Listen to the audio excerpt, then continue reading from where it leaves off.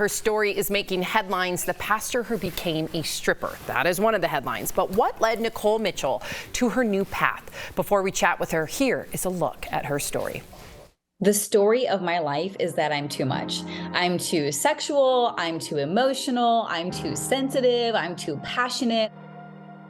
I grew up in a conservative religious environment, and very quickly and very early, I picked up on the messaging for what I was expected to be, which was to grow up and become a good wife and a good mother and a good girl. I think there were always moments throughout my entire childhood where I felt differently about that script that was passed down to me. In middle school, I told my girlfriends that I wanted to be a stripper when I grew up, and I thought everyone wanted to be that. And when I saw the looks on their faces, these looks of horror, I'm like, oh, I guess I'm not, or I guess I'm the only one who feels that way. I met my husband in my mid-20s, and I always jokingly called him my gateway to all things liberal. He was so open-minded, so relaxed, so not black and white. My husband introduced me to a church that believed in gender equality. What a concept. I did everything in the church. We had a Thursday night church service that I would speak at, and then I would speak at the Sunday service on occasion, or weekend service.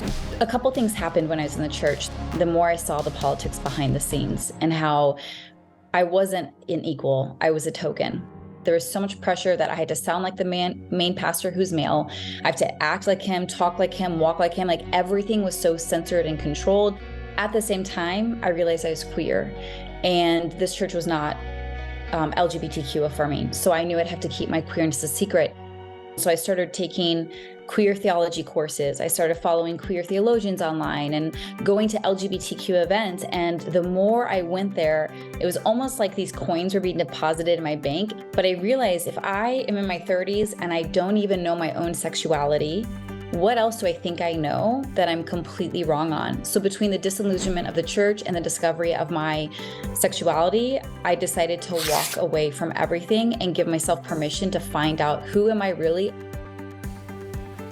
While trying to find her authentic self, Nikole joined the subscription service OnlyFans. And to tell us more, please welcome Nikole Mitchell to the show. Welcome, Nikole. Yes. Good morning.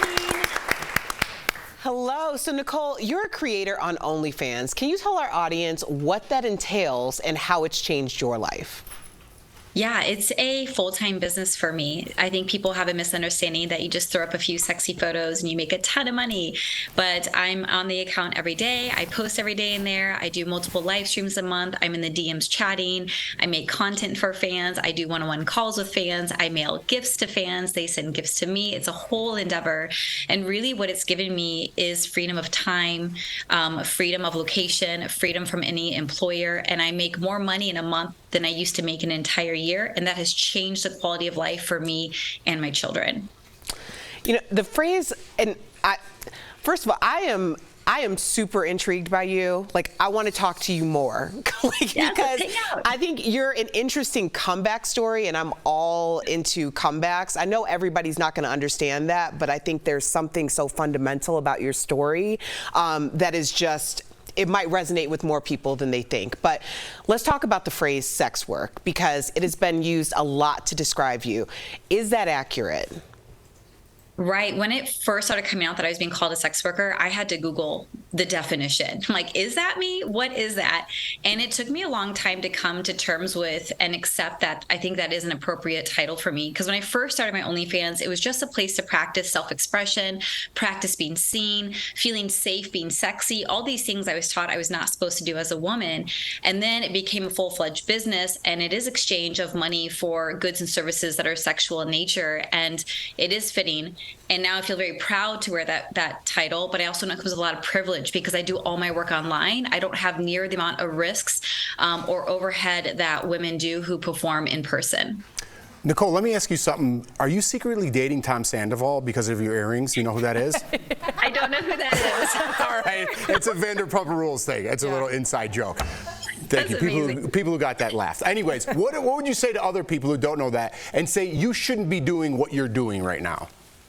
Yeah, of course, everyone is entitled to their own opinion. I get that sex work and even online sex work is very controversial, but something I like to think about is when a man works 80 hours a week, he's applauded and he's respected because he's providing for his family and he's pursuing his passion.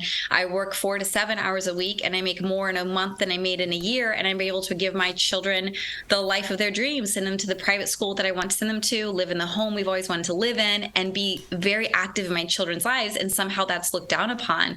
So I think if we can remove the stigma of the work that I do and see the quality of life that it produces for me and my children, I think it'd be a lot more respected and applauded, just as a lot of men in their work are. What if it's a burden on your children? What if it comes to the point where it starts affecting your children and somehow they get picked on or whatever it might be at school?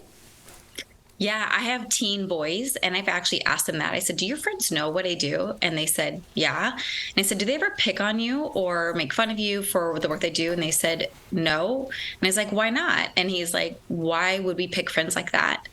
So I think it just speaks to, like, they pick really good humans. And I like to joke that everyone became an OnlyFans star during COVID, like all the moms and all the women are on the platform. So I do think it's a lot more normalized than we realize. And ultimately what I teach my kids is be true to you, do what you love, learn how to make money doing it. And if it brings you peace at the end of the day and it's consensual and it's adult, nothing's illegal, then enjoy it.